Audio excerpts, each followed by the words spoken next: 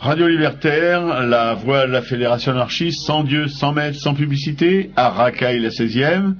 Ce matin, l'invité, Alison, écrivain et poète, très jeune, vous allez voir, ça déménage. Bonjour. Elle est aussi à la régie, c'est-à-dire qu'elle fait la totale, quoi. Elle est invitée, elle est technicienne.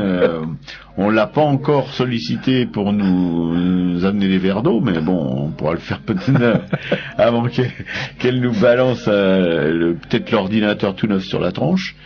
Jean. Oui, salut. Jean qui va nous emmener avec ses histoires pas tristes, des fois trop intello, mais ça nous fait pas de mal.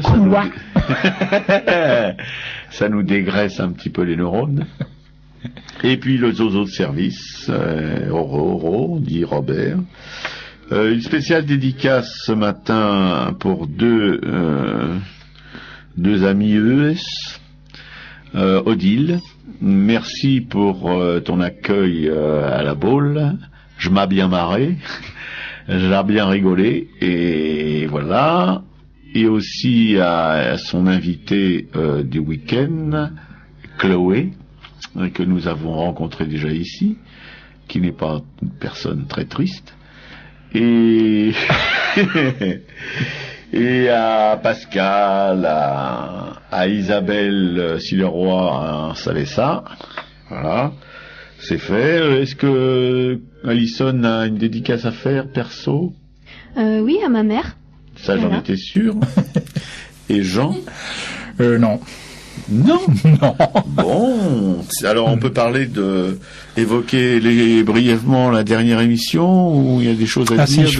Si, quand même. Ma femme, qui est prof exceptionnellement, est en vacances, elle peut donc écouter l'émission. Donc normalement à cette heure-ci elle est à l'écoute, c'est assez rare et je lui fais un gros bisou.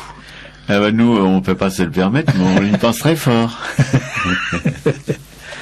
Bien, pas d'autres choses importantes? Non, sur l'émission de la semaine dernière quand même une grosse déception parce que j'ai balancé un calembour dont je pensais qu'il allait créer des vocations sur le blog d'Aracaille. Ça n'a pas été le cas. Enfin merci quand même à Marie Christine qui a enchéri.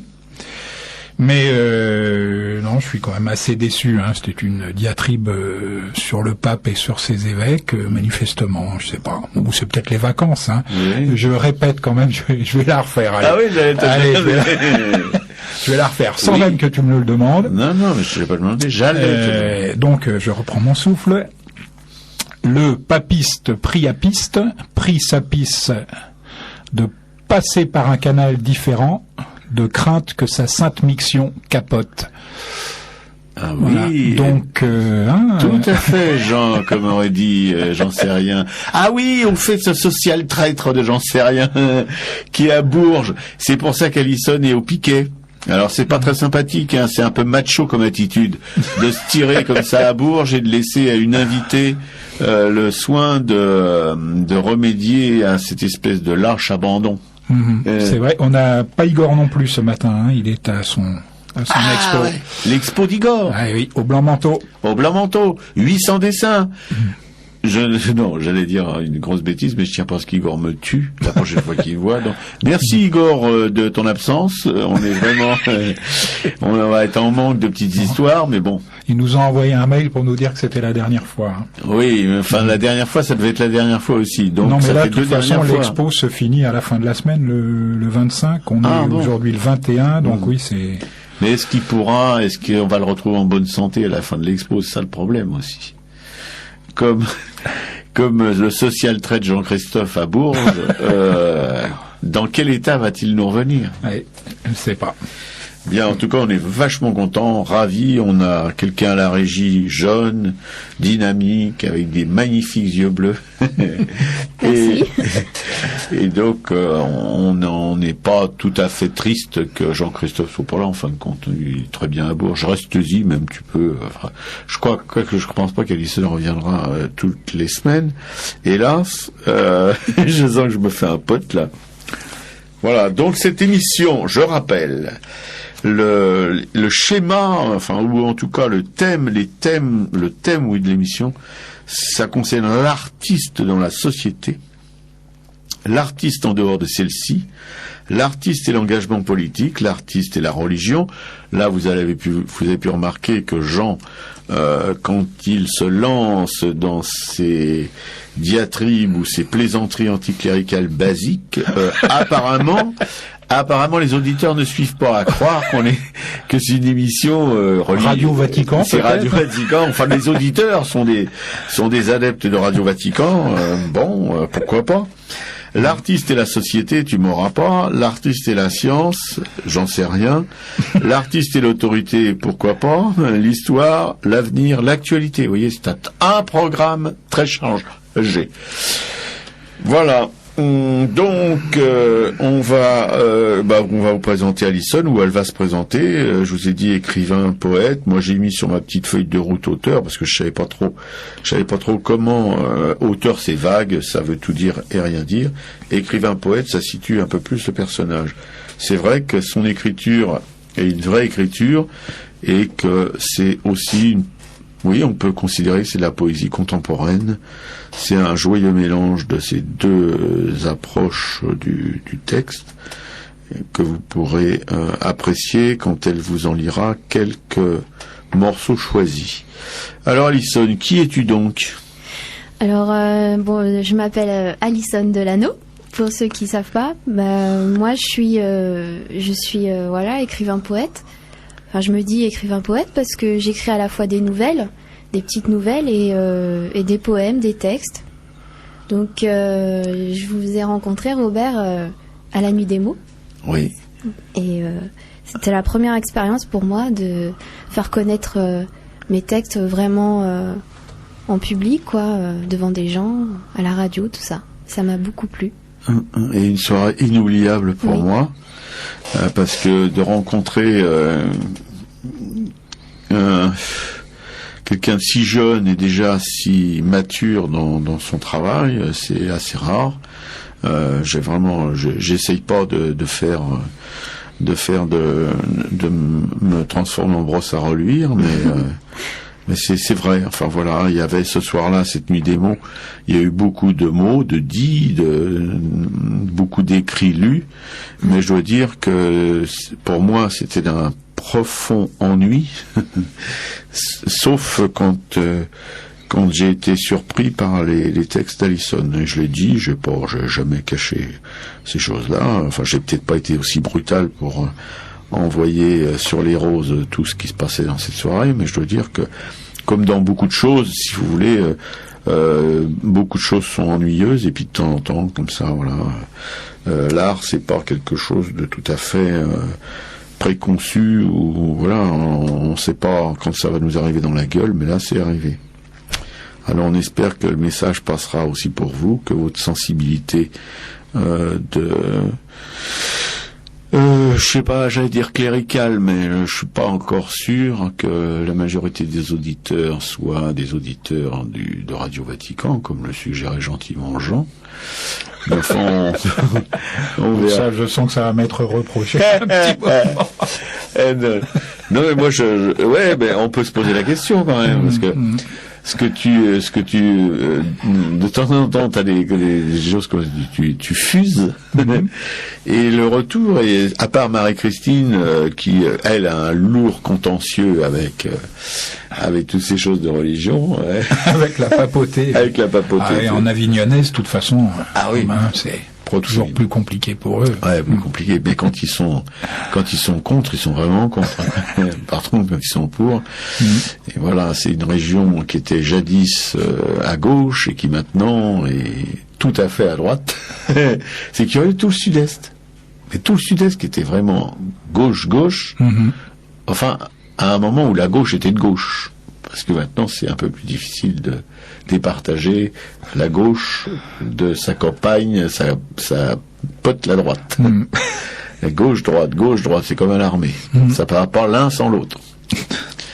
Bien.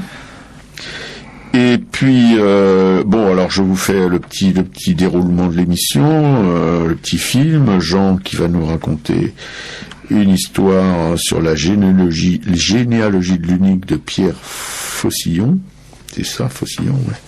Puis ses histoires d'artistes, puis ses expos, puis ses commentaires, probablement, quand il aura entendu les textes d'Alison. J'espère qu'il va y mettre ses commentaires. Ça peut être intéressant pour Alison et pour les auditeurs. Oui, tout à fait. Tout à fait, parce que là nous avons un puits de science. D'ailleurs, il le sait pas, mais entre nous on l'appelle Raymond la science. Oui, ça va, il y a pire. Il y a pire, hein, quand même. Voilà. Bien, Alison, est-ce que tu peux avant de passer aux choses un peu plus sérieuses, nous filer un petit peu de musique? Oui, alors on va écouter Matmata, un morceau qui s'appelle Lambe and Tro. Voilà, j'espère que ça plaira aux auditeurs. Merci, Alison.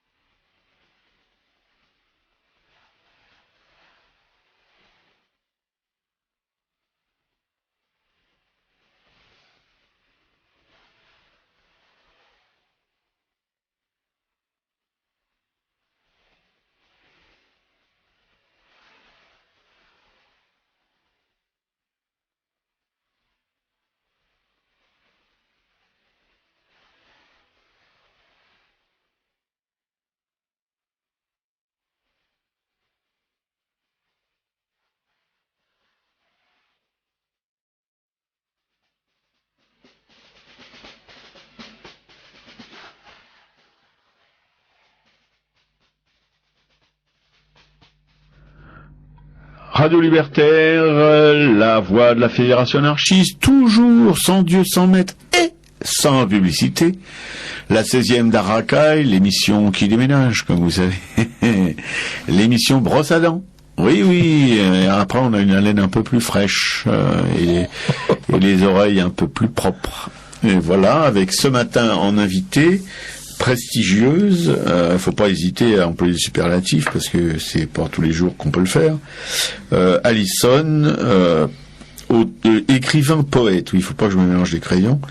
Moi j'avais écrit auteur sur ma petite feuille, là sur mon petit script, mais elle est écrivain et poète. Elle écrit des textes, des nouvelles et des textes poétiques. Mais vous en aurez un aperçu tout à l'heure, après l'histoire de Jean, la citation de Jean et son commentaire plutôt, concernant Henri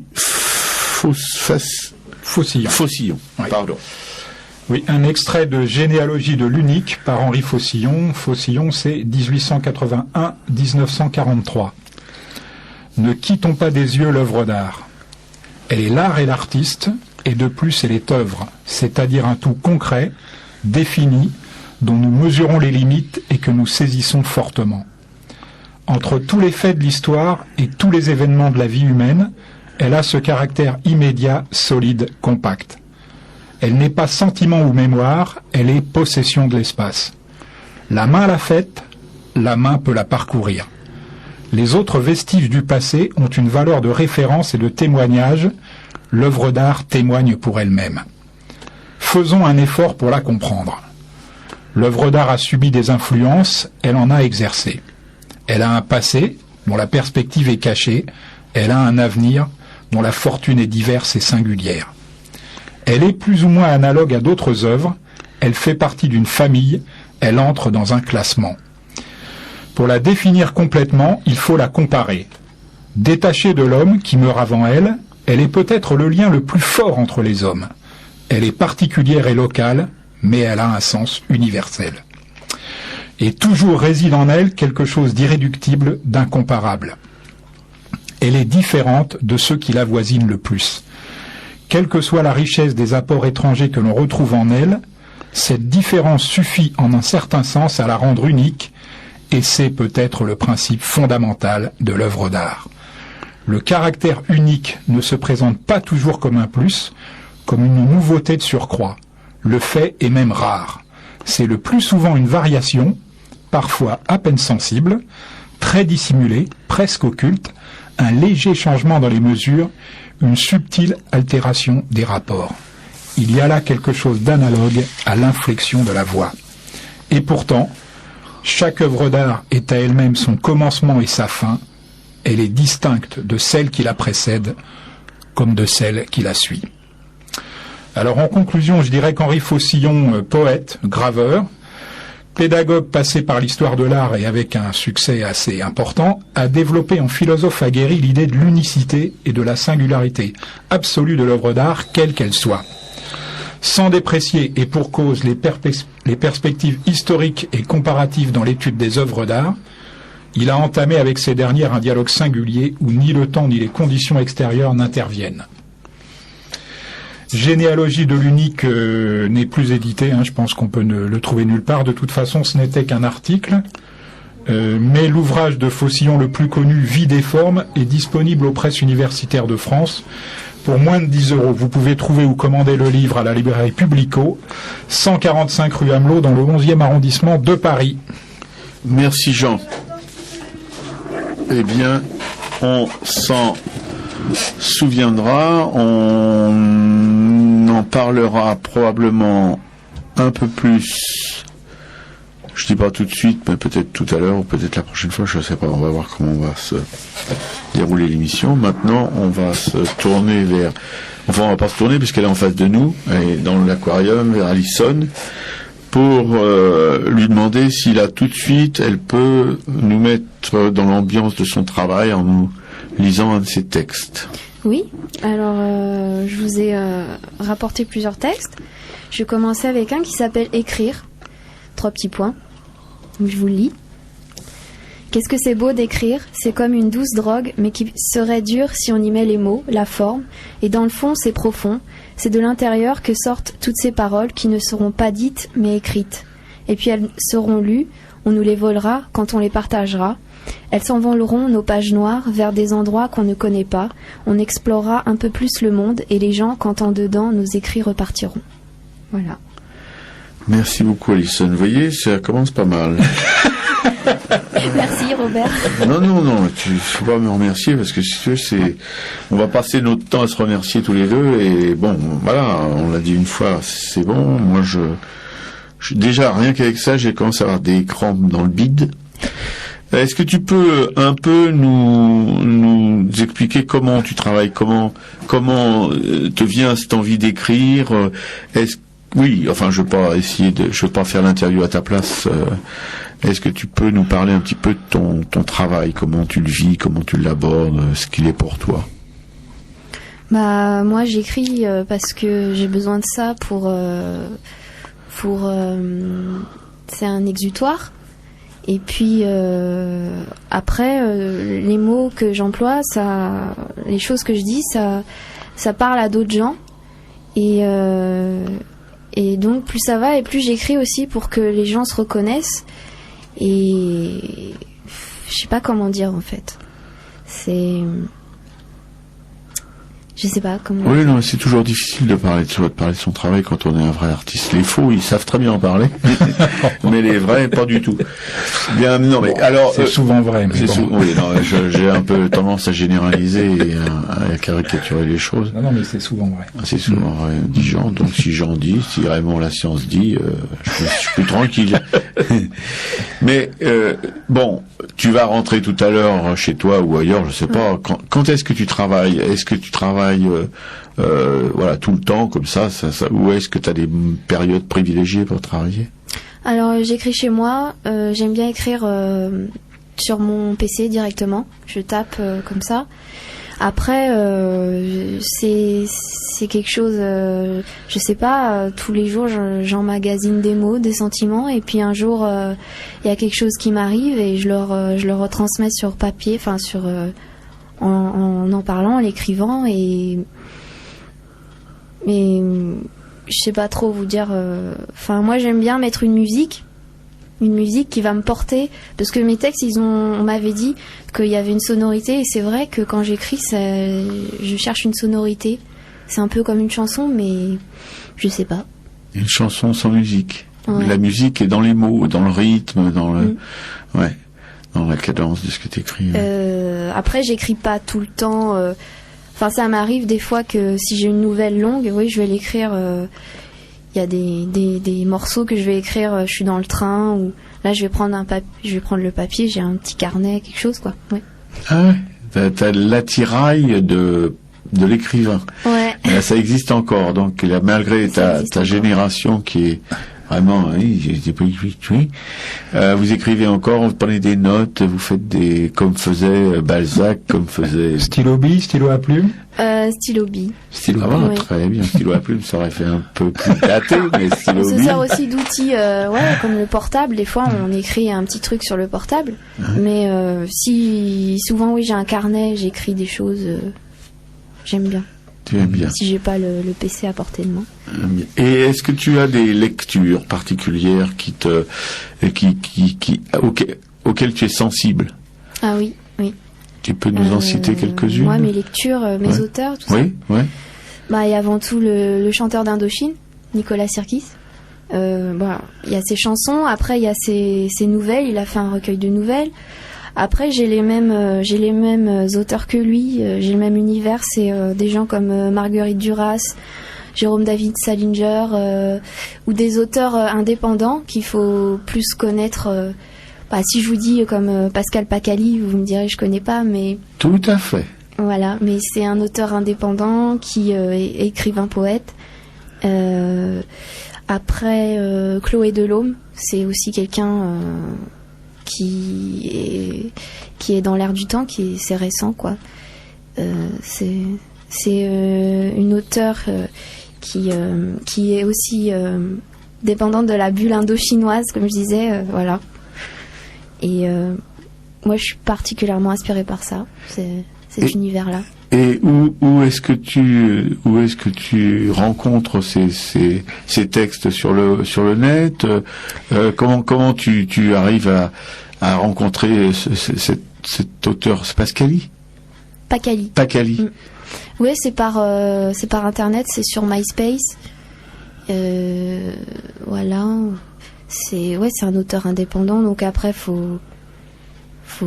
moi j'ai pris contact avec lui et c'est devenu un peu comme mon parrain. Hein? C'est quelqu'un de très gentil, très d'ailleurs il m'avait branché avec son éditeur. C'était pas mal. Voilà. Oui, c'est par internet que je prends contact, enfin que j'apprends où sont les bouquins de ces gens-là. Mais quand tu dis auteur indépendant, qu'est-ce que c'est? Parce que pour moi, il me semble que tous les auteurs sont indépendants, enfin ils devraient en tout cas l'être. Ah oui, alors moi je dis indépendant parce que en fait j'adore le rock et on dit le rock indépendant maintenant, c'est des artistes qui ont pas de label. D'accord. Et, voilà. Et donc Pacali fait partie de. Enfin, quand lui il commence à être connu et à être vendu à la Fnac, à Virgin, tout ça. Mais à la base c'est un auteur. Moi je dis indépendant parce que c'est mes mots à moi, mais. Oui, parce qu'il est pas chez Hachette ou chez Gallimard, quoi. Son éditeur, c'est peut-être quelqu'un de plus confidentiel.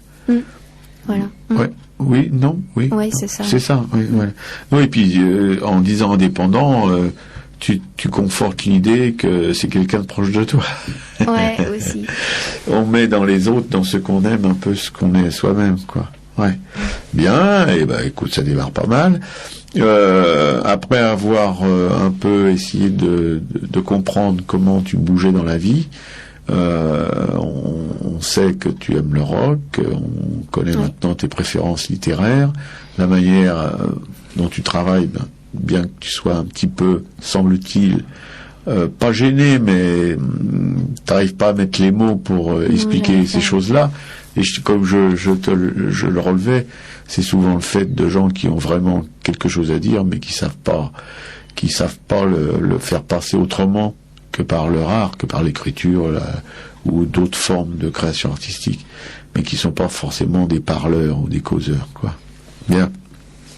Mais écoute, si tu pouvais nous remettre un morceau de Zik, et puis après on verra avec Jean pour la suite de sa participation à cette émission.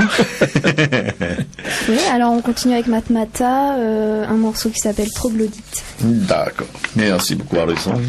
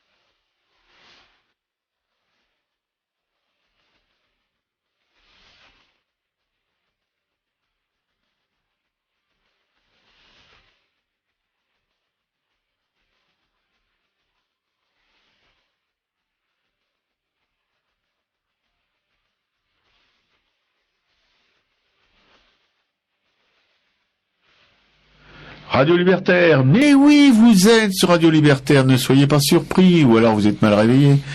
La voix de la Fédération anarchiste, sans Dieu, sans maître, sans pub. Salut Odile.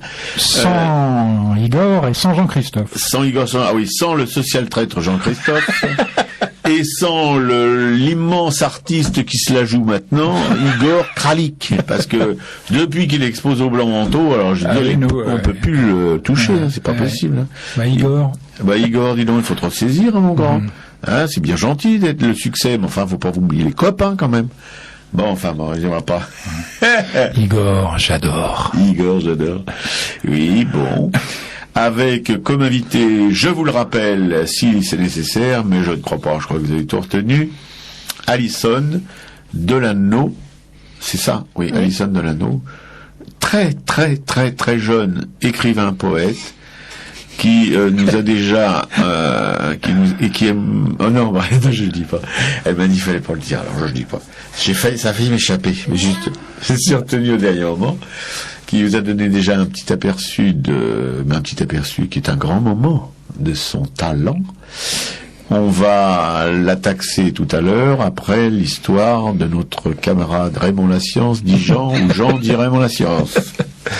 Histoire de vie, histoire d'artiste, histoire d'amour et de talent. Ça, histoire d'amour, c'est toujours pour Robert et pour ma femme, qui aiment ça tous les deux. Et au bout. En liaison avec une expo qui a lieu en ce moment au musée du Luxembourg et dont je parlerai tout à l'heure, Filippo Lippi, c'est 1406-1469, et son fils Filippino, 1457-1504. Filippo Lippi naît à Florence en 1406. Orphelin, il entre en 1421 au monastère des Carmes, dans lequel Masaccio et Masolino peignent les célèbres fresques de la chapelle Brancacci. Ces travaux, qui sont révolutionnaires pour l'époque, ça peut paraître étonnant aujourd'hui, mais à l'époque, Masaccio, c'est un vrai révolutionnaire, vont exercer sur Lippi une influence décisive. La première peinture qu'on puisse lui attribuer avec certitude, la confirmation de la règle des Carmes, s'inspire en effet directement de l'exemple de Masaccio. Vers 1437, il est devenu l'un des peintres les plus en vue de Florence. Au modelé de Masaccio, il ajoute un souci de l'éclairage et des volumes qui témoignent de l'influence d'Uccello et de Donatello et la suavité sans mièvrerie de ses effigies féminines de sa collaboration avec Fra Angelico. Mais son instinct de coloriste n'appartient qu'à lui et il transmettra à Botticelli l'intensité expressive sous le calme apparent. En même temps que le goût des décors à la fois simple et luxueux.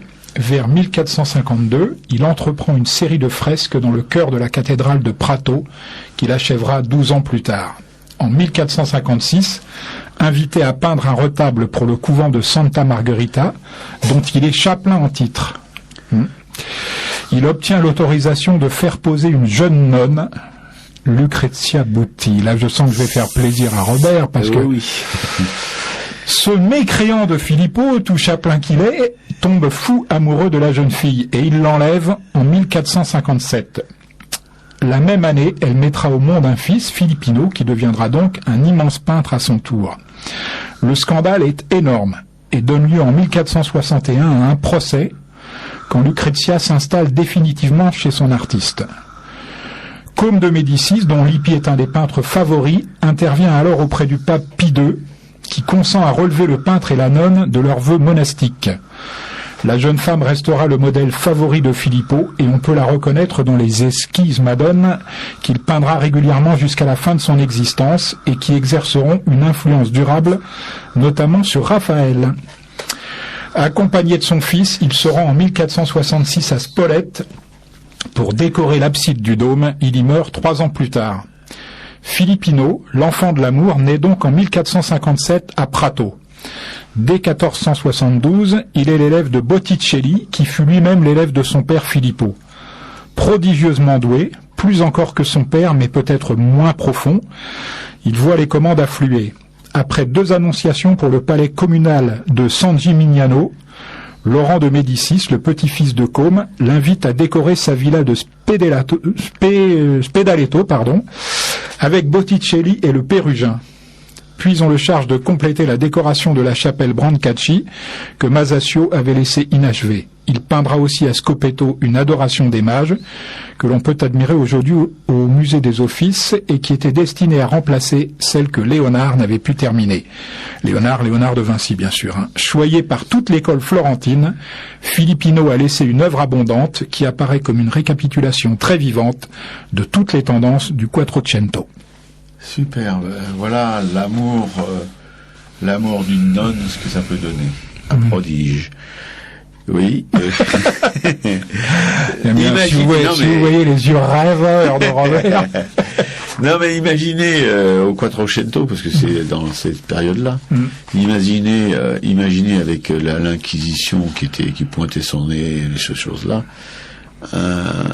Des religieux qui s'éprennent l'un de l'autre et qui s'envoient en l'air et qui vivent une vie commune à la colle, on dirait aujourd'hui.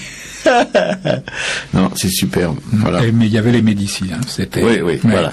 Ouais. Médicis qui était pratiquement plus puissant. Une dynastie de mécènes. Oui, bien sûr, ils étaient très, très le puissants. pape, il avait qu'à baisser sa culotte.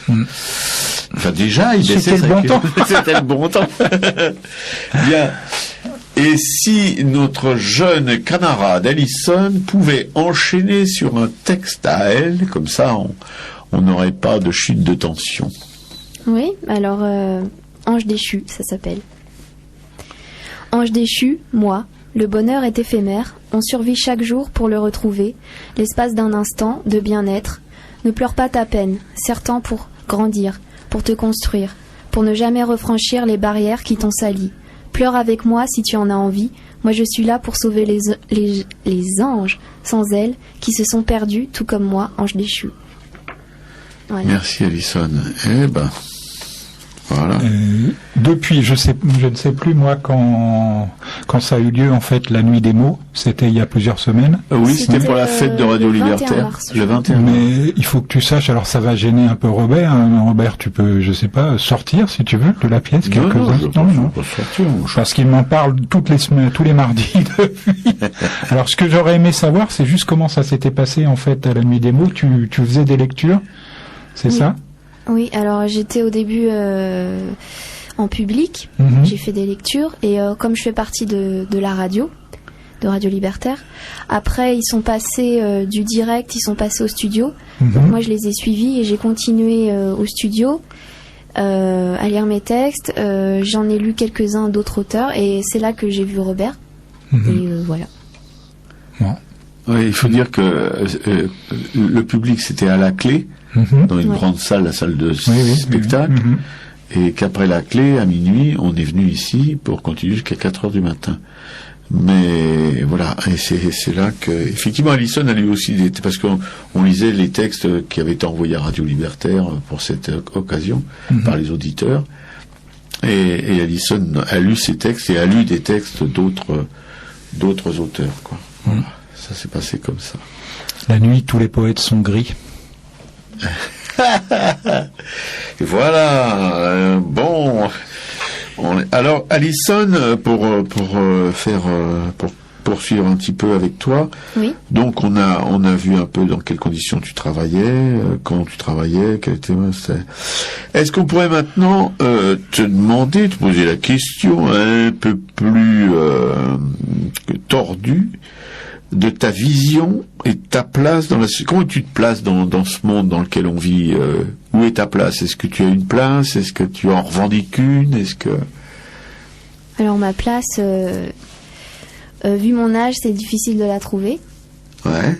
Et ma place, je sais pas. Tu veux? Bah oui, je te tutoie. Oui, bien sûr. Tu veux que, enfin, par rapport à mon travail, par rapport à, je sais. Oui, si tu veux, comment t'es écrivain, poète, tu écris sur les choses qui t'environnent, sur ta place dans les choses qui t'environnent, les émotions que ton environnement, ou tes relations, ou tes contacts, ou tes découvertes peuvent avoir sur ton, comme influence sur ton travail. Alors, si tu veux, les artistes ont une place particulière dans la société. Ils sont pas comme même s'ils respirent, même s'ils font caca, pipi, s'ils mangent comme tout le monde, ils sont regardés par les autres d'une manière différente déjà. Donc est-ce que ce regard différent qu'ont les autres sur toi, ça te pèse, ça te contraint, pas du tout. Non, du tout. Parce que moi j'ai commencé vraiment de découvrir que j'aimais écrire quand j'ai découvert le groupe Indochine, je le disais tout à l'heure, c'est vraiment mon univers. Et puis j'écrivais, et puis un jour j'ai eu l'idée et c'est bien parce que maintenant on a des outils super comme Internet, tout ça, et j'ai eu l'idée de mettre mes textes en ligne, sur des blogs et tout. Et puis là, il y a des gens qui ont pris contact avec moi pour me dire qu'ils aimaient bien ce qu'ils lisaient, et moi ça n'a fait que me donner envie d'y aller, quoi, de continuer. Et puis aujourd'hui, je me retrouve là, j'ai fait la nuit des mots, tout ça. Et c'est grâce à des gens qui m'ont dit que ça leur plaisait, donc du coup, le regard que les gens ils ont, non, ça me pèse pas du tout. Au contraire. D'accord. Bien. Oui, bah c'est une bonne sensation. Et tes rapports, est-ce que tu as des rapports? Oui, on en a parlé un peu au micro, que tu avais, même au micro, je suis stupide. Tu as des rapports avec des professionnels, donc des confrères. Est-ce que tu as aussi des contacts avec les institutions culturelles? Non. Non. Est-ce que tu les recherches? Je dirais pas pour l'instant. Pas pour l'instant. Ouais. Mais tu sais que ça existe. Ouais. Et qu'ils peuvent, sous certaines conditions, ils peuvent attribuer des bourses à des jeunes artistes, à des jeunes écrivains pour leur premier livre, etc., etc. Qu'il y a des résidences d'auteurs aussi où tu peux travailler et te payer pendant ton travail. Et toi, tu connais toutes ces choses-là? Ça va, non, ça je savais pas. Ah bah ça c'est très bah oui, alors je te l'apprends. C'est intéressant, oui. Oui, c'est intéressant, non, mais et en plus, si tu veux, c'est non seulement c'est intéressant, mais c'est vrai.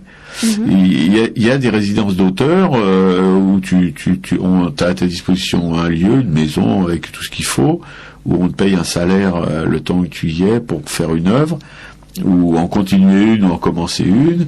La seule contrainte, c'est que parfois tu dois rencontrer des gens, leur parler de ton métier, leur parler de ton travail plutôt pas de ton métier, parce que voilà. Mais ça existe et c'est important quand on est aussi jeune que toi, de pouvoir de temps en temps poser un peu son sac et puis être en dehors de toutes les contraintes habituelles, matérielles, etc. et puis de pouvoir voilà. Bah oui, surtout que c'est plutôt difficile parce que moi à la base je suis cuisinier. Ouais. Et c'est vrai que là je vis chez mes parents, donc c'est vrai que j'avais plutôt tendance à mettre de côté le fait de travailler vraiment pour faire mes activités artistiques. Donc c'est intéressant de savoir qu'il y a ça, parce que je le savais pas du tout. Ah si, il y a ça, bah si. Je pourrais éventuellement de temps en temps t'envoyer parce que je fais partie d'une charte d'auteurs et illustrateurs et des fois sur leur forum passent des annonces d'associations ou de communes qui proposent justement ces résidences. Voilà. Je t'en parlerai. Enfin, on essaiera d'établir un rapport comme ça avec toi. Bon. Pour l'instant, tu n'as pas démarché du tout auprès de l'édition traditionnelle, parce qu'il y a quand même des éditeurs qui éditent de la poésie. Hein. Il n'y en a pas beaucoup, mais enfin, ça... Non ? Si, oui. J'avais commencé avec un manuscrit. C'est un recueil de nouvelles, de poèmes consacré au groupe Indochine. On y revient toujours. Donc j'avais commencé tout à l'heure, je vous ai dit que le Pacali m'avait mis en contact avec son éditeur, donc je lui avais passé un manuscrit. Bon, il se trouve que cet éditeur-là convenait pas à mon style et tout, donc j'ai accepté ses remarques, hein, parce que c'est toujours intéressant à prendre. Et pour l'instant je recherche pas d'autres éditeurs, mais enfin parce que je savais pas trop où aller, mais c'est vrai que en fait si je passe une annonce. S'il y a un éditeur qui écoute, un éditeur, parce que moi mon genre est plutôt pop rock, glam, dark trash, il est sexe, adolescent, et, voilà, toutes ces choses là. Donc Voilà. Non, bah oui, nous aussi, on appuie ton annonce. Oui, complètement. On sait que tous les éditeurs écoutent Radio Libertaire, et en particulier à Racaille. Ça, c'est l'émission que aucun éditeur en France ne manquerait. Absolument, dont un qui est venu déjà ici et dont on se rappelle à son merveilleux souvenir. Salut Frédéric. Salut Frédéric. Là, on a du monde dans la régie qui pourrait intéresser au moins ton œil et ton esprit, à défaut d'intéresser ta bourse. Mais on n'a pas tout dit. On peut toujours te mettre en rapport avec lui si tu veux. Ah oui. Voilà. Bien, on va faire une petite pause musicale, même si c'est pas franchement nécessaire, mais quand même. Parce que moi, il faut que je puisse boire un coup de flotte, que j'aille faire pipi. C'est important que tu précises tout ça. Ouais, oui, c'est pour les éditeurs. C'est pour les éditeurs, voilà. Qui nous écoutent. Donc on va écouter toujours Matmata avec un titre qui s'appelle l'Apologie.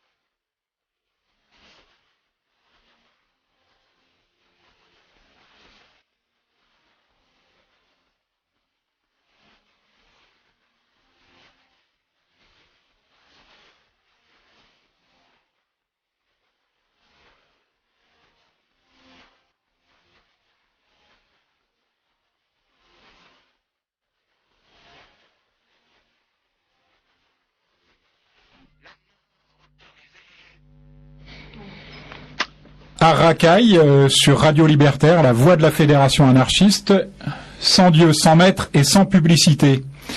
En attendant le retour de Robert, je vais vous parler d'un des grands chefs-d'œuvre de l'histoire de l'humanité.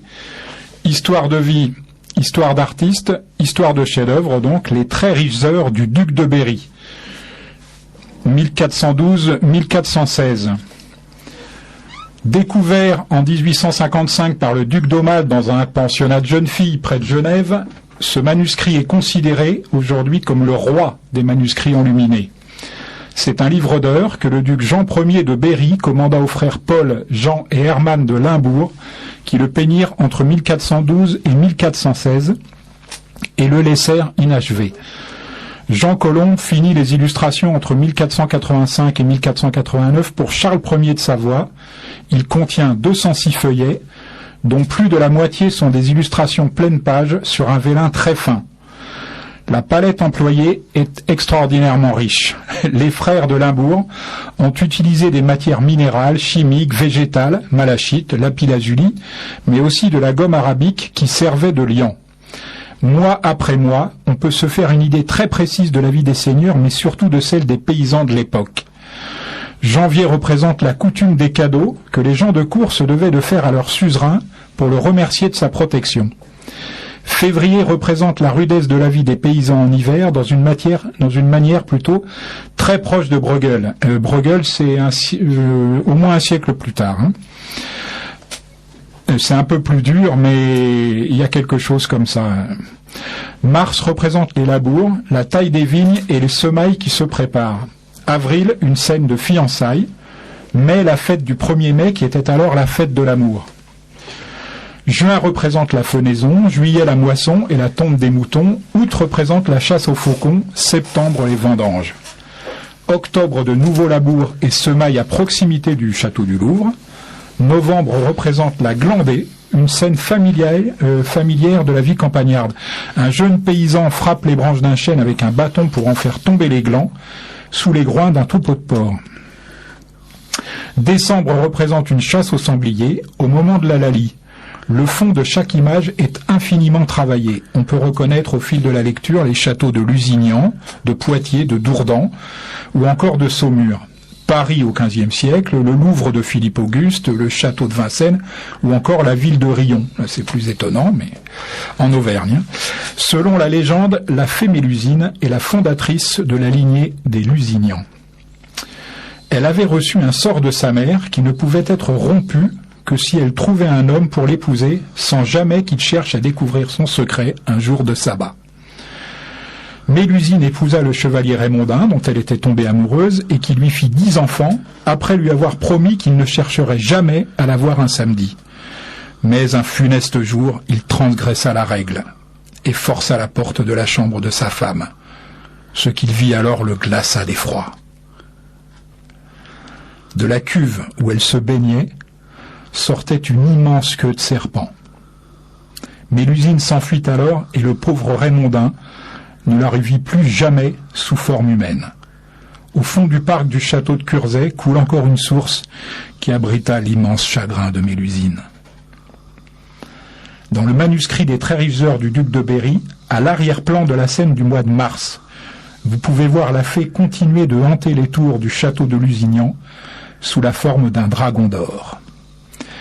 Cette merveille enluminée est conservée au musée Condé de Chantilly, mais le commun des mortels ne peut bien sûr pas la consulter. Je vais créer un PDF des 12 mois que je mettrai en ligne sur le blog http://aracaille.blogspot.com. Allez, je l'épelle ou pas? Oh oui, Jean. Alors, c'est un grand moment de radio. http://arcaille.blogspot.com. Alors, je vous raconte comme ça, le mois d'août a ma préférence. On y voit une femme toute nue se laver à la rivière. J'adore le Moyen-Âge. Oh oui. Ah oui, les rivières au Moyen-Âge. Eh bien, merci Jean. On va se retourner vers notre jeune écrivain-poète pour lui demander si dans la foulée, et pour pas briser cette ambiance feutrée, où courent des nymphes dans la rosée du matin. Et pas mal. Un texte d'Alison. Alors, ce texte s'appelle De très très haut et c'est une sorte de... je sais pas comment le définir, c'est pas une nouvelle, c'est un texte qui raconte quelque chose. Voilà. Très très haut perché sur un arc-en-ciel de pensées toutes colorées, je me disais qu'ici tout avait l'air plus doux, un peu mou. Des étoiles à mon cou, des cailloux sur mes genoux. En me posant sur le bitume, ça m'égratigne et je saigne. Je pense à ma vie d'adulte qui me paraît très loin devant moi car moi je ne suis qu'une adolescente de 20 ans qui s'efforce de grandir. Des fois j'ai l'impression que mon sourire grandit plus que moi, tandis qu'on me rajeunit à tire-d'aile. J'étais assise sur le haut d'un immeuble, la ville en bas, les gens qui font les 100 pas, les voitures qui klaxonnent, les cons et les connes. J'ai croqué dans une pomme et sur le toit j'ai pensé à ne jamais redescendre ou tout l'inverse, à sauter. Alors sur le toit je suis restée, je redescendrai en bas sur terre quand j'en aurai l'envie. Je n'en fais qu'à ma tête et les gens ils m'embêtent. Les gens ils m'embêtent, alors moi je leur crache sur la tête. Je suis morte de rire et eux ils ne me voient pas. Mais moi d'en haut je sais tout d'eux, du moins je sais d'où ils viennent et où ils vont. On ne peut pas dire la même chose sur moi, en haut comme en bas. Voilà. Merci beaucoup, Alison. On a dit que tu étais jeune tout à l'heure, mais je crois pas qu'on ait donné ton âge précis. Ça t'ennuie de... Non, du tout. Bah, moi j'ai 20 ans et je vais sur 21 ans en juin. Mais je fais pas mon âge. Alors tu es Gémeaux? Oui. Bon. Alors, c'est intéressant parce que oui. Moi j'aime bien dire des petites phrases. Je dis Gémeaux, je dis j'ai 2 visages, j'ai 2 âges. Ouais. D'accord. Bon, bah, comme je le suis aussi, donc... Il était déjà très ému par Alison, il faut le dire. Alors là, ça vient de se gâter. Brutalement, oui, parce que les Gémeaux ensemble, c'est pas le top. Je crois pas. Bien, mais c'est dommage. Bon, c'est encore un rêve qui s'enfuit. Tant pis pour ma gueule. Non, on s'entend bien. Oui, parce qu'on se voit pas souvent. Ah. Enfin, bon, je n'en sais rien, Alison. Il y a toujours des exceptions pour confirmer les règles à la con comme ça. Ouais. Bien, alors, je voudrais aussi te demander, puisque tu es là, prisonnière dans cet aquarium pourri. Non. Non, je dis des bêtises. J'ai bien envie. C'est l'influence des Gémeaux, ça. Sur les Gémeaux. Bon, dans ce que tu fais, comme dans ton travail d'écrivain et de poète, est-ce que comment on pourrait dire? Est-ce que tu te sens, oui, forcément tu te sens bien. Est-ce que tu considères que c'est un avantage, que c'est un inconvénient d'être dans ce trip artistique? Tu préférerais être comme tout le monde, aller au bureau le matin avec ton petit attaché-caisse, le métro, boulot, dodo? Non, du tout. Du tout? Du tout, oui. Mais pourquoi donc? J'ai beaucoup de mal avec la vie réelle, si je peux dire, oui. Non. Moi, je suis bien contente de m'enfuir avec mes pensées, mes trucs. Ouais. J'ai besoin de ça pour... moi, je peux pas. Ouais. Voilà. Bien. Bon, bah ça, c'est une chose de faite. Et on parlait tout à l'heure de l'artiste face l'artiste, la religion, l'artiste et l'autorité. La religion, ça veut dire quoi pour toi? Qu'est-ce que ça représente, la religion? Est-ce que c'est quelque chose auquel tu penses, tu t'affrontes, ou alors t'en as rien à cirer, t'as zappé, tu zappes, quoi? Moi, la religion, moi je suis athée. Oui. La religion, bah après chacun fait ce qu'il veut, chacun est libre de penser ce qu'il veut, mais moi personnellement, non, c'est pas quelque chose qui me convient ou que. Donc c'est pour ça que aussi Radio Libertaire, ça me plaît bien parce que ni Dieu ni maître, voilà. Tu es sûr d'être athée? Oui. Bien sûr. Normalement, on est sûr d'être athée. Quand on n'est pas sûr, on est agnostique, mais bon, c'est... Non, Alison est athée. Bon, voilà, on fait ça parce qu'on a le ministre, les renseignements généraux qui nous font toujours remplir une fiche sur les invités. Mm-hmm. Alors, il vaut mieux leur rendre la fiche bien remplie, toi, tu veux. Ça me rappelle un gamin il y a quelque temps que j'ai vu dans ma rue. Il passait sur un tricycle, il était vraiment pas vieux.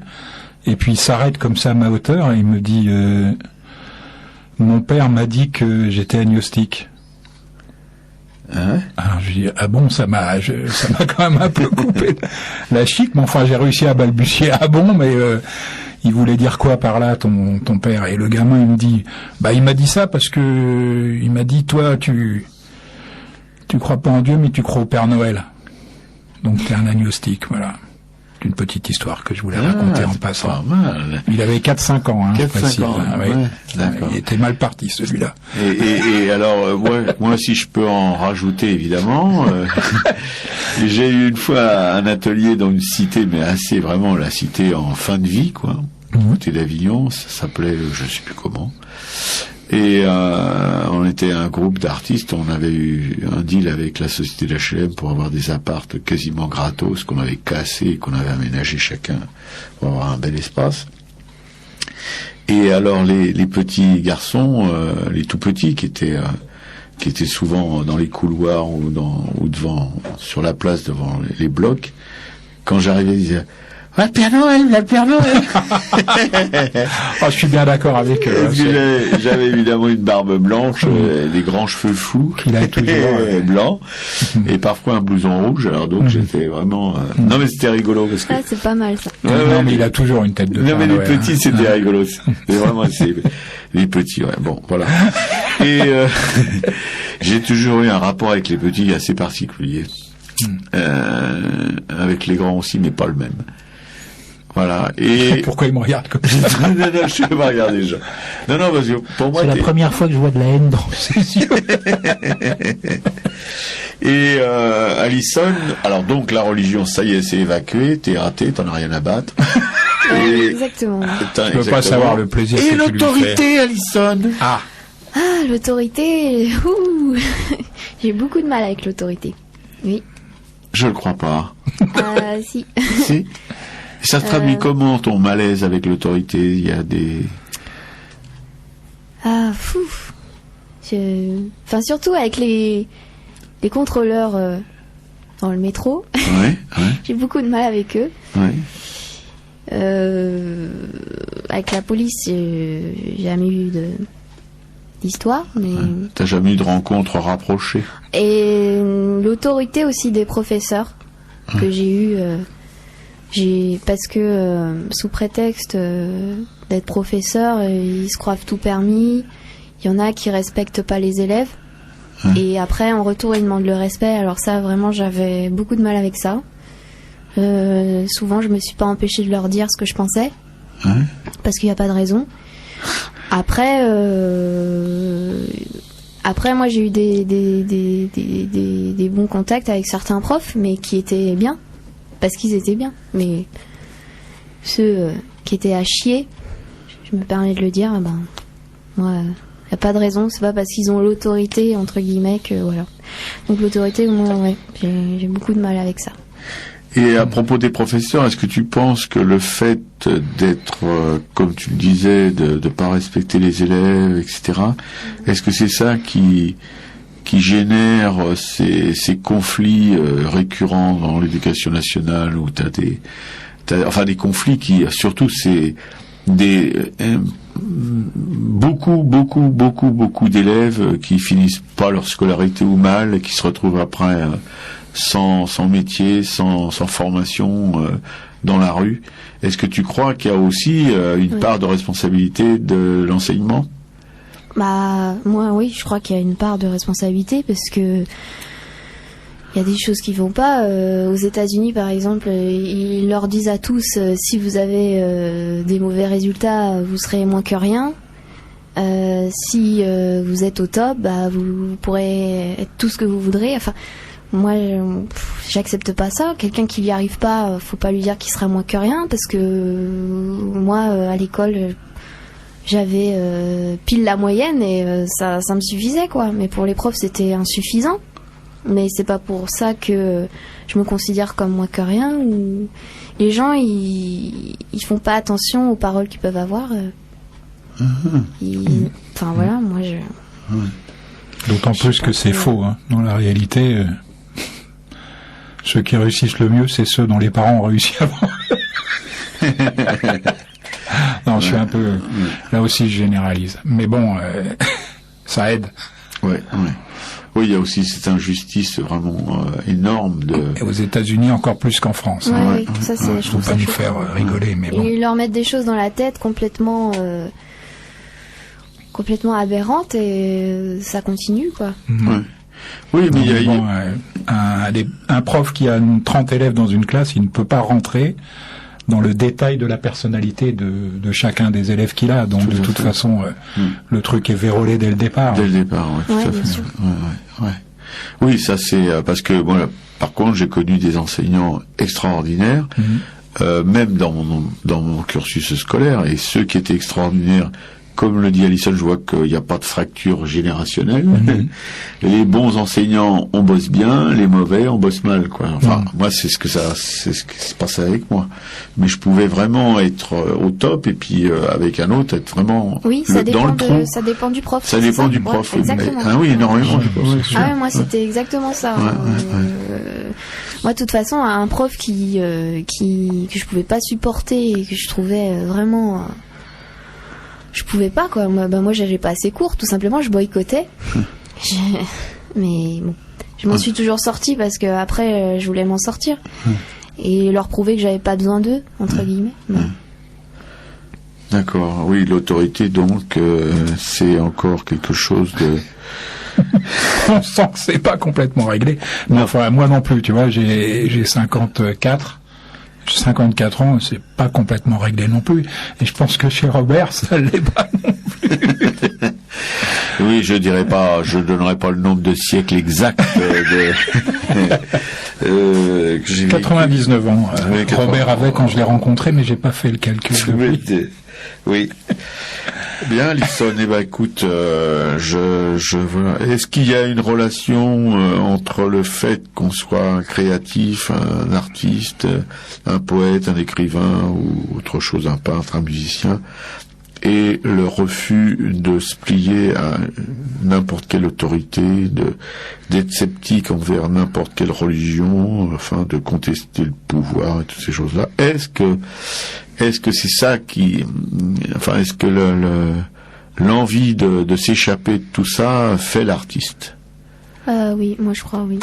Oui. Ouais. Je parle pour moi, mais je crois que dans ce que je trouve dans la musique, enfin tous les artistes en général, les lectures et tout, oui, je crois que les artistes, ouais, ils sont engagés, la plupart, ils sont contre toutes ces choses-là. Ouais. Moi, je crois ça. Oui. Bon. Et est-ce que tu as en magasin un texte avant qu'on passe à autre chose? Oui, alors j'ai un texte que j'ai écrit par rapport à un reportage que j'ai vu sur Annie Girardot. Ouais. Je ne sais pas si vous l'avez vu. Alors ça parlait de sa maladie, Alzheimer. Voilà, donc j'avais vu ce reportage et après j'ai écrit quelque chose. Ce texte s'appelle « C'est une grande ». Bouleversante femme, un sourire sur son âme, un moral qu'on dira qu'il est à toute épreuve. Il la préserve tous, il la garde en vie, il la garde à leurs bras pour ne pas qu'elle tombe. Elle est juste une légende, une grande comme elle dirait. Elle a donné sa vie comme ils disent, et à présent sa vie on la connaît mieux qu'elle, nous dit-elle. Sa vie est dans une pellicule, un film qui se déroule, et des films et des pellicules, il n'y en a pas qu'une. Plus d'une, et le cinéma t'a beaucoup manqué, mais c'est toi qui es son âme, et si tu pars ce sera plus pareil. Cette femme c'est une merveille, elle m'a bouleversée, elle m'a fait pleurer, et maintenant à présent c'est une de mes idoles. Une personne qui mérite bien plus que du respect, car cette femme c'est une grande. Ainsi va la vie, Annie. Merci beaucoup, Alison. C'est bouleversant, ouais. Bon. Jean? Ou alors on passe une musique, une dernière, dernière pause musicale. Une dernière pause musicale. Puis j'attaquerai sur Chesak ensuite. Ouais, d'accord, avec un immense plaisir. Un petit cadeau pour l'ami Robert. Merci beaucoup. Un de plus. Ouais. Donc on va passer une plage musicale, encore Matmata, La fille du chat noir.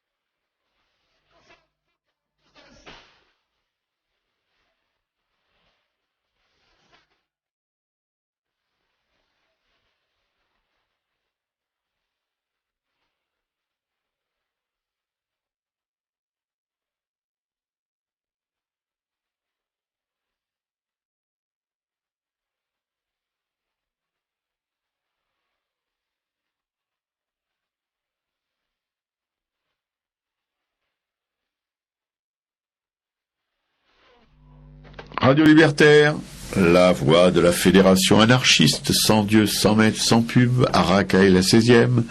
Je vous rappelle aussi, Jean le fait à chaque émission, il vous rappelle qu'il y a une librairie anarchiste, la librairie Publico à Paris, 145 rue Amelot, où vous pouvez acheter tous les bouquins dont Jean vous parle ici. J'en remets une couche parce que, bon, je sais que l'esprit...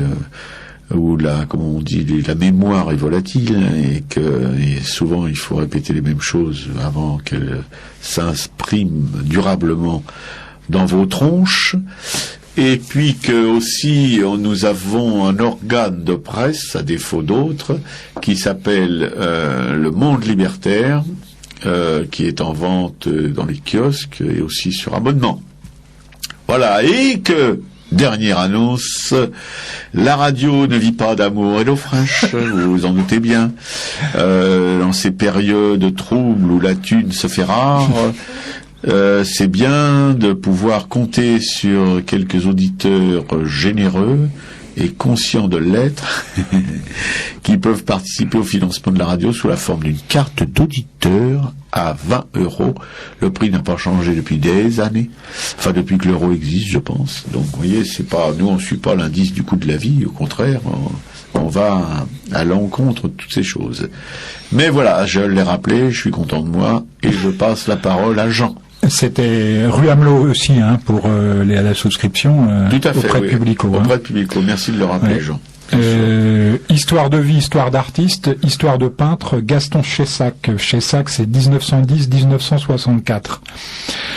Gaston Chessac naît donc en 1910 à Avallon. S'étant installé rue Mouffetard à Paris, il y exerce d'abord le métier de cordonnier. C'était aussi le métier de son père, je crois me rappeler. Mais à 24 ans, il songe déjà à devenir peintre. En 1937, il fait la connaissance d'Otto Freundlich et de sa femme Jeanne Kosnick-Klaus, qui vont l'encourager mais aussi l'influencer dans la mesure où il est séduit par leur atelier, comme un plombier le fut par la lampe à souder, selon ses propres termes. Je ne connaissais pas. Il est également soutenu par Albert Glaise et par Robert Delaunay. Un an plus tard, en 1938, donc, il expose des dessins et des gouaches pour la première fois. En 1944, Jean Dubuffet remarque son envoi au Salon des Indépendants. Pratiquement autodidacte, Chessac peint, mais aussi découpe, colle, cloue des personnages polychromes dont le trait efficace, l'humour grotesque et les intentions tantôt lyriques, tantôt tragiques vont séduire des esprits aussi différents que Jean Paulin ou Benjamin Perret. Il s'est installé en Vendée où sa femme est institutrice. Il échange une correspondance suivie avec Dubuffet mais aussi avec Queneau. En 1947, nouvelle exposition personnelle à Paris. La préface du catalogue est signée Jean Dubuffet, qui compare l'art de Chessac à celui de ces bédouins qui jouent de la flûte dans le Sahara en se moquant de la civilisation. Pas mal non plus. En 1948, Jean Dubuffet reconnaîtra dans le travail de Chessac un exemple remarquable de la notion d'art brut qu'il est en train d'élaborer. Mais il aura beaucoup plus de difficultés à reconnaître les emprunts pourtant caractérisés à son œuvre. En 1951, Gaston Chessac publie Hippobosque au bocage, recueil de lettres et de fragments autobiographiques. En 1959, il exécute une série de gouaches abstraites et inaugure ses premiers totems, où se résume la liberté de sa pratique, sa familiarité avec les matériaux et sa capacité sans pareille à insérer l'angoisse dans une invention ludique. Miné par l'anxiété, les difficultés matérielles, les ennuis de santé, Chessac meurt d'une embolie pulmonaire à l'hôpital de La Roche-sur-Yon le 7 novembre 1964. Nombreux sont ceux qui ont accusé Dubuffet de l'avoir enrôlé dans l'art brut, de l'avoir pillé et plagié, pour finalement le renier en le reléguant dans les collections annexes. Dans un premier temps, Dubuffet a vu en Chessac l'homme du commun créateur, cette figure essentielle de sa conception philosophique et artistique. Puis il a révisé son jugement, tenant compte non seulement du bagage culturel de Chessac, mais aussi de sa connaissance et de ses liens toujours plus importants avec la vie parisienne. Chessac, selon les propres termes de Dubuffet, Chessac était trop informé de ce que font les artistes professionnels. C'est en tout cas ce qu'a prétendu Dubuffet pour se justifier. Robert peut peut-être dire ce qu'il en pense. Moi, je pense évidemment, mais ça, je l'ai pas découvert tout seul, que dans l'œuvre de Dubuffet, il y a une période qui est fortement influencée par Chessac, et que Dubuffet, ça n'a pas dû lui plaire qu'on lui fasse remarquer, et qu'après, il a trouvé, comme il avait, évidemment, c'était quelqu'un qui manquait pas d'une certaine culture, qui aimait bien l'étaler aussi, qui a déglingué Chessac pour se dédouaner de ce que les gens disaient de ses plagiats. Mais ça, c'est un peu l'histoire. Dali était comme ça, mais à puissance 1000, utilisait la crédulité ou la naïveté de jeunes artistes pour les déglinguer, quoi. Lui, c'était par sadisme pur, tandis que Dubuffet, c'est plus faucheton, quoi. Oui. C'est plus pernicieux. Ouais. Et écoute, l'histoire tranchera, hein. Je pense qu'elle a déjà un petit peu tranché, et ça ne fera que s'accentuer, on verra. On verra bien. Tout à fait, mais je suis bien content que tu en aies parlé, et je dois vous avouer que Jean, la première fois que je l'ai vu, il est venu avec un petit livre de Gaston Chessac qui m'a offert avec un sourire inoubliable, et qu'il pouvait pas me faire plus plaisir que ça. Donc je peux pas franchement botter en touche quand je suis avec lui. Je crois savoir que c'est sur sa table de chevet. Oui, il m'a enchaîné à lui avec Chessac. Bien, Alison, donc, notre invitée, je vais lui demander si elle veut bien nous lire un dernier texte, après quoi on la saluera, on la remerciera d'être venue, non seulement comme invitée, mais aussi comme technicienne, ce qui est plus rare. Et ça s'est très bien passé, et c'est une bonne émission, je vous remercie, hein. C'était agréable. Vos rires, ils sont agréables aussi. Ça... Bien, ben écoute, la prochaine émission, on ira tout le temps. Donc je vais vous lire un texte qui s'appelle Du haut du pont. Ouais. Là, c'est moins drôle quand même. Du haut du pont, c'était tout beau, tout rond, ça tournait court quand j'ai sauté. Du haut du pont, les avions dans les airs, les gens et les poussières. Du haut du pont, c'était beau et ça tournait court quand j'ai sauté tout rond. En dessous du pont, j'ai vu des bulles en forme de ballon remonter en haut du pont. Du haut du pont, au-dessus de l'autoroute, j'ai vu les avions qui volaient à l'horizon. En haut du pont, ça tournait rond, et cette fois-ci, je ne me raterai pas. En dessous du pont, ma cervelle sur la chaussée et toutes les voitures arrêtées. En dessous du pont, juste le temps d'entendre les sirènes, pimpon, pimpon. En dessous du pont, ça tournait rond dans ma flaque de sang. Cette fois, c'en était fini de mon temps présent.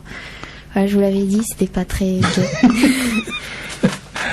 Non, je peux pas dire. Bon, ben, mais oui, mais l'art, c'est pas toujours gai.